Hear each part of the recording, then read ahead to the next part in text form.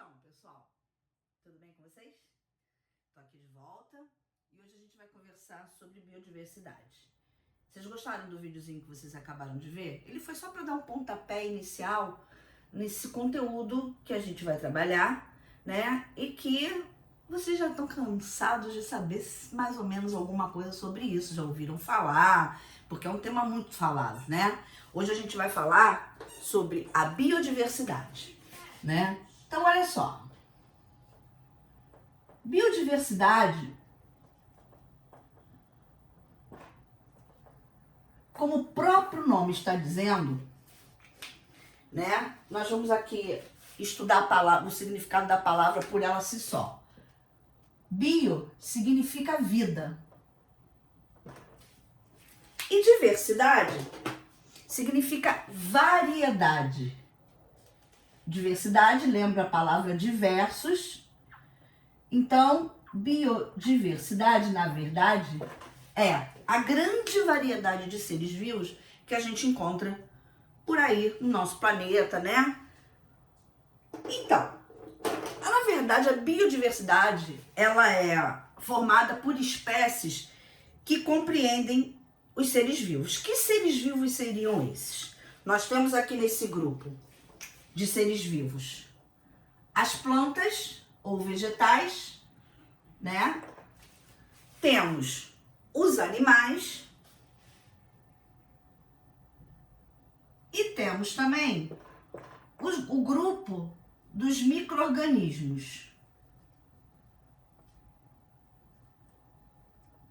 Os animais e os vegetais são seres vivos que a gente sabe mais, porque a gente vê, a gente lida com eles, né? Já os micro-organismos, como o próprio nome diz também, são micro, porque muitos deles, a maioria deles, só podem ser vistas com a ajuda de um microscópio, porque eles são tão minúsculos, que a gente não consegue ver a olho nu, ou seja, com os nossos próprios olhos. No caso aqui dos micro-organismos, nós vamos incluir as bactérias, as tão faladas bactérias. Temos também aqui nesse grupo as algas, que são aqueles micro-organismos, e alguns até que a gente consegue ver, mas que vivem no fundo do mar e que são responsáveis pela maior parte da produção do oxigênio que a gente precisa para respirar, né? Temos os fungos, e aqui nesse grupo a gente inclui os cogumelos, os bolores. Bolores são aquelas coisinhas que aparecem nos alimentos quando eles estragam. Não sei se vocês já tiveram a oportunidade de ver, tá? E, finalmente, os vírus. Eu deixei os vírus por último, porque eu quero fazer uma observação especial sobre eles, tá?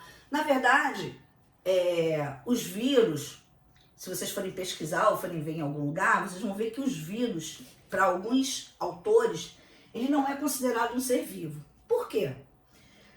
Para ser um ser vivo, ele precisa ter um grupo de características que incluem esses seres nesse agrupamento, tá? Eles precisam ter células, é uma das características principais. Eles precisam ter um ciclo vital. O que é um ciclo vital? É aquele que a gente aprende, o ser vivo é todo ser que nasce, cresce, se reproduz, envelhece e morre. Isso é um ciclo vital de todo ser vivo. Todo ser vivo passa por esse ciclo, tá? Eles precisam de nutrientes para ter energia, para sobreviver, né? E os vírus, pessoal, na verdade, eles se incluem em várias características dos seres vivos. Só que tem uma que ele não tem, que é a de ter células. Como ele não tem células, muitos autores não o consideram como um ser vivo. Porém, já outros autores consideram que eles são, porque ele possui várias outras características que um ser vivo precisa ter. Como, por exemplo, da nutrição, como, por exemplo, do ciclo vital, como, por exemplo, da reprodução, tá?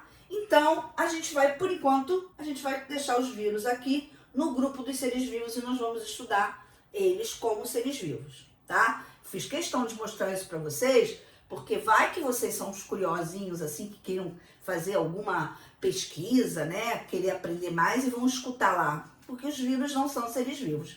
Enfim, eu, tia Sandra, não classifico como vírus ou como não vírus. Eu acho que a gente tem que entender por que as coisas funcionam dessa forma e fazer como elas são, né? Se eu estudei isso, eu acho que eu tenho obrigação de passar para vocês aquilo que eu entendi, tá? Agora tem uma outra coisa que a gente precisa ver. As espécies vivas, né, ou seja, os seres vivos, eles podem ser encontrados em todos os lugares, desde a profundeza dos oceanos até a montanha mais alta que existe. Em todo lugar a gente encontra seres vivos, tá? E como mostra naquele próprio videozinho da professora Lelê que a gente assistiu, o nosso país, o Brasil, ele é o país campeão da biodiversidade, ou seja, ele é o país que tem a maior diversidade que existe. Não só pelo seu tamanho, tá, gente? Porque o Brasil, vocês sabem que ele é o quinto país, é o quinto maior país do mundo. Porém, não é só pelo seu tamanho. É porque a região onde ele ocupa, ele está entre os trópicos, a gente tem vários tipos de vegetação, vários tipos de ecossistemas, vários tipos de biomas, e é isso que faz com que a gente ganhe esse título aí de o campeão da biodiversidade, né? A gente tem muitas espécies de animais vivendo aqui no Brasil, né? Bom, para que serve a biodiversidade, gente? Para que ela existe?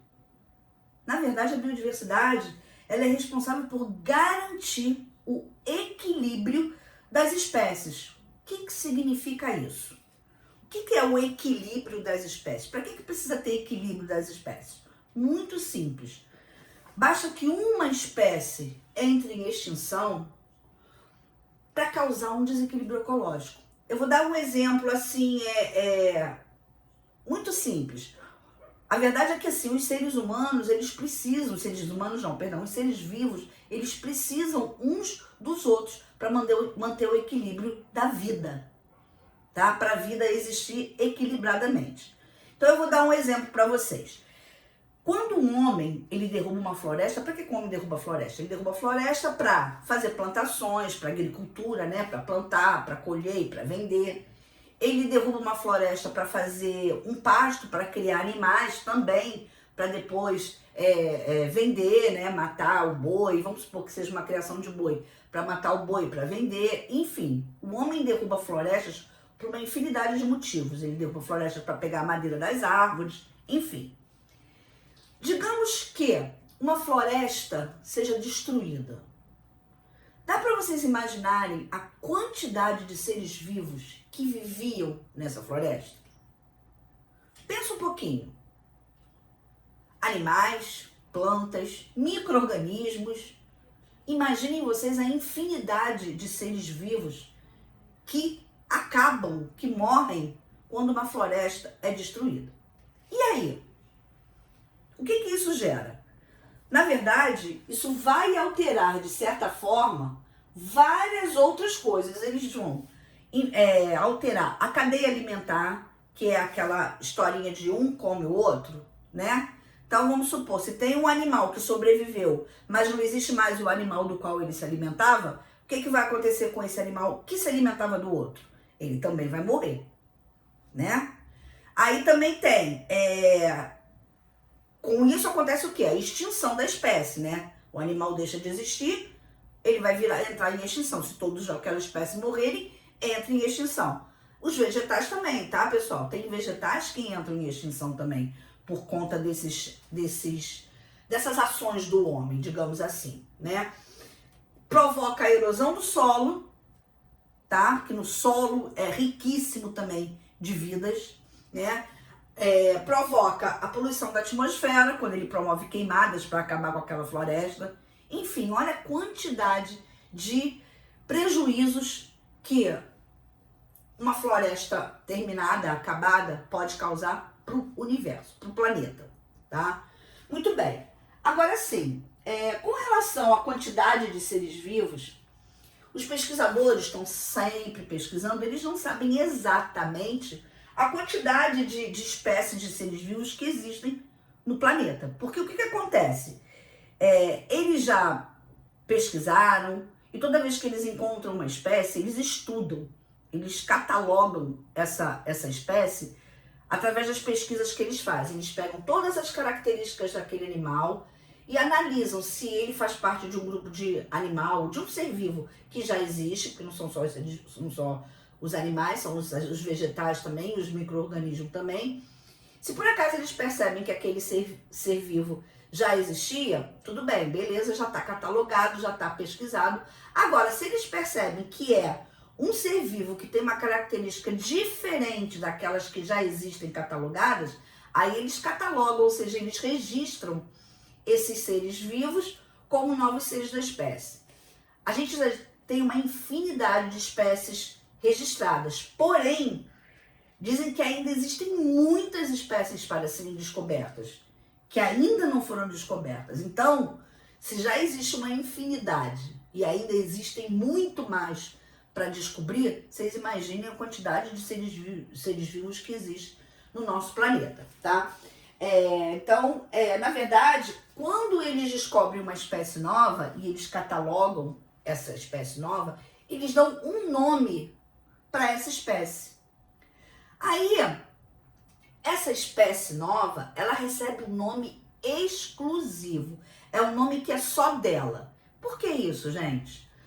Para que quando outros cientistas do mundo escutem falar o nome científico daquela espécie, em qualquer lugar do mundo essa espécie é reconhecida. É como se fosse uma linguagem que existe entre os cientistas, tá? Entre os cientistas existe a linguagem própria deles, que no caso é a linguagem científica, que é para eles poderem reconhecer que aquele ser vivo já foi descoberto, já foi estudado e ele já está catalogado em algum lugar. Muito bem. Aí, gente, como é que eles dão esse nome científico? Como é que eles escolhem esse nome científico para essa espécie? Na verdade, esse nome ele se refere a uma característica da espécie. Eles pegam uma característica lá e colocam como nome da espécie, ao lugar da descoberta, tá? E também ao nome da pessoa que descobriu a espécie. Ou, né, às vezes eles colocam lá o nome da pessoa que descobriu e aí eles nomeiam aquele ser vivo. Aí, pessoal, agora eu queria, na verdade, fazer um desafio para vocês. Eu queria saber se algum de vocês sabe qual é o nome científico do cão ou do cachorro, né? Cão, cachorro, esse nome que a gente normalmente chama, esse animal, é um nome popular, tá? É o nome que a gente dá pro animal, porém, ele tem um nome científico, que não é cão e nem é cachorro, tá? Algum de vocês sabe? Não? Então eu vou dizer, eu fui pesquisar, obviamente, para descobrir qual era o nome científico do cão ou do cachorro, né? O cão, também mais conhecido até por cachorro, o nome científico dele, olha que interessante, pessoal, é Canis lupus